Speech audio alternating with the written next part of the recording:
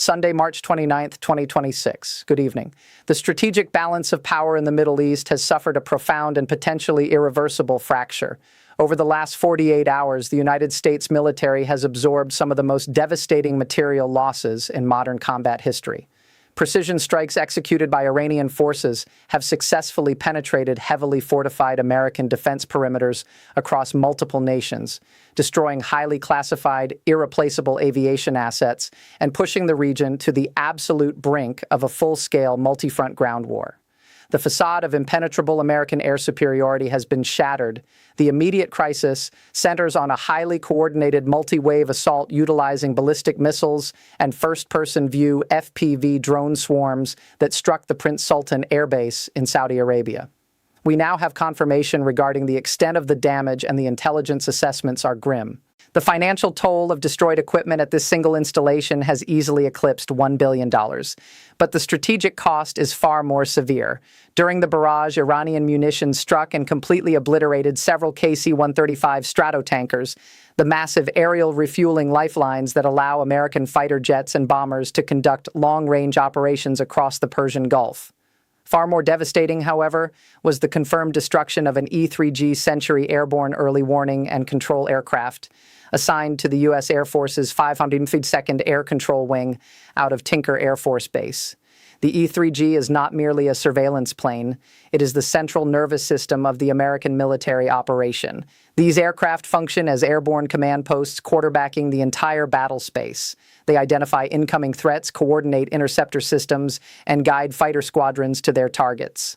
By successfully destroying the sentry on the tarmac, Iran has effectively blinded a massive sector of the American air defense grid.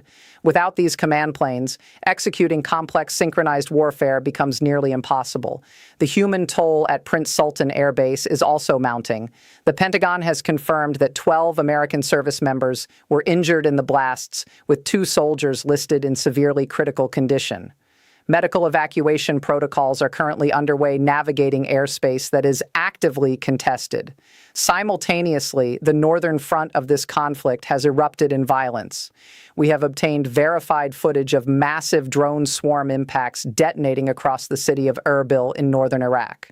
These munitions directly targeted the United States consulate and the adjacent American military base. The situation in Iraq has devolved into a chaotic two-front nightmare for deployed personnel. The Iranian military is actively coordinating with domestic Shiite militias, armed factions that have been granted official authorization by the sovereign Iraqi government to engage American forces. In retaliation, the U.S. military is conducting strikes against these Iraqi-aligned groups. The theater of war has completely engulfed Iraq, transforming it from a staging ground into an active, lethal battleground where American troops are fighting forces loyal to the host nation. The lethal precision of these Iranian strikes has raised immediate urgent alarms within Western intelligence agencies. Defense analysts universally agree that Iran does not natively possess the advanced satellite reconnaissance capabilities required to execute such pinpoint attacks on specific high V-value assets like an E-3G Sentry parked among dozens of other aircraft. The prevailing intelligence indicates that Thran is receiving direct real-time targeting telemetry from the Russian Federation. This devastating intelligence-sharing arrangement is unfolding against a backdrop of deep political contradiction in Washington. While American aviation assets burn in the Saudi desert due to Russian targeting data, the current administration has actively pursued a policy of appeasement toward Moscow. The White House continues to pressure European allies to lift economic sanctions on Russian oil exports. And just this past week, congressional leadership invited top officials from the Russian Duma to tour the United States Capitol to discuss bilateral economic cooperation. European heads of state are reportedly frantic, attempting to warn the administration that Moscow is actively facilitating the destruction of the American military arsenal in the Middle East. Yet those warnings appear to be entirely ignored by the executive branch. Instead of adapting to the glaring vulnerabilities of static air bases, the administration is preparing for a massive escalation. Military logistics networks are currently operating at maximum capacity, signaling the imminent initiation of a major ground offensive.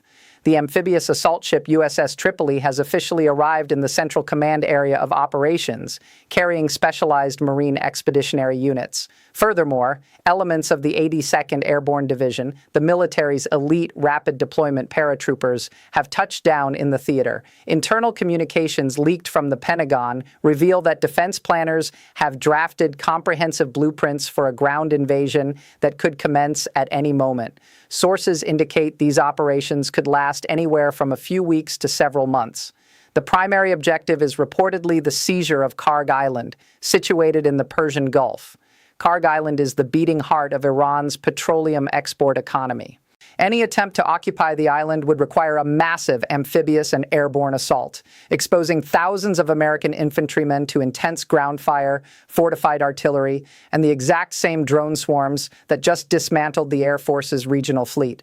Additional tactical blueprints involve aggressive coastal raids along the Strait of Hormuz to hunt down and eliminate anti-ship missile batteries. When confronted with these explosive leaks, the White House press secretary issued a carefully worded statement, asserting that the Pentagon is merely fulfilling its duty to provide the commander-in-chief with maximum optionality while declining to confirm whether the final order for a ground invasion had been signed. However, military families stateside have reported that Marine detachments are already receiving warning orders to prepare for full-scale mobilization. The economic shockwaves of this escalating conflict are already tearing through global markets. The price of Brent crude oil violently surged past $114 per barrel this morning, with commodities traders bracing for a spike toward $130 before the end of the week. The energy crisis is triggering drastic civil measures abroad. In Egypt, the government has declared a state of energy emergency. All retail shops and restaurants have been ordered to close by 9:00 p.m. on weekdays.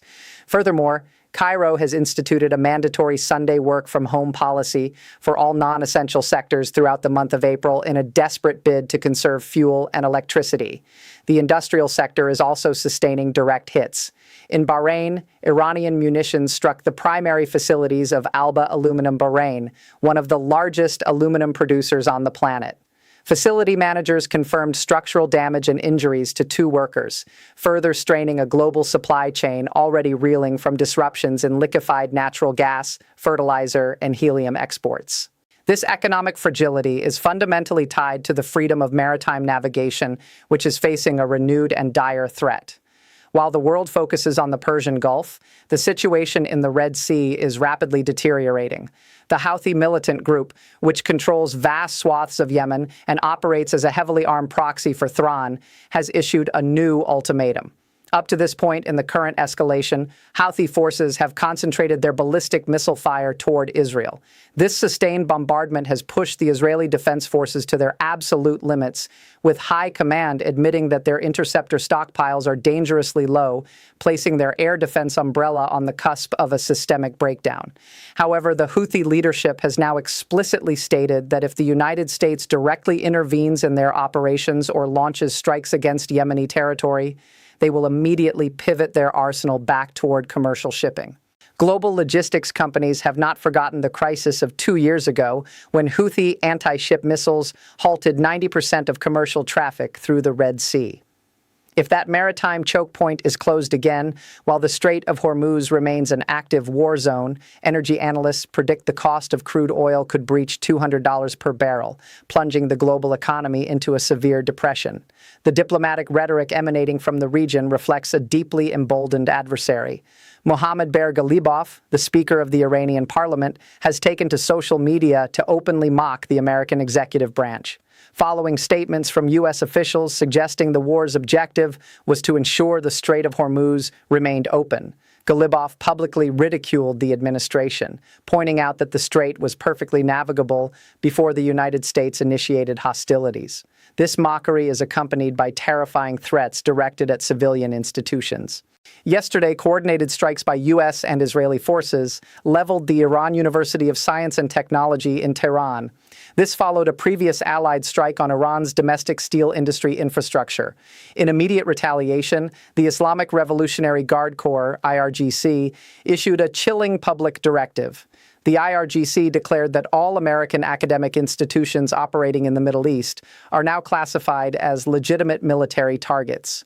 They have explicitly ordered all professors, students, and support staff to evacuate to a minimum distance of 1 kilometer from any American university campus in the region, promising immediate and severe retaliation. The humanitarian catastrophe underlying this geopolitical maneuvering is staggering. Health ministries inside Iran report that the death toll has now surpassed 3,161 individuals since the conflict erupted. Within that figure, they document the deaths of 1,551 civilians, including 236 children. Horrific imagery continues to flood international wire services, showing devastated residential neighborhoods and the bodies of toddlers pulled from the rubble of apartment complexes. Allied military command maintains that they are striking legitimate military targets intentionally embedded within civilian populations by the Iranian regime.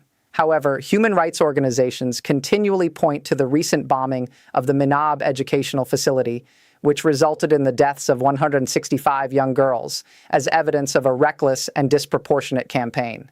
Military historians and defense strategists are watching this conflict with a sense of profound disbelief.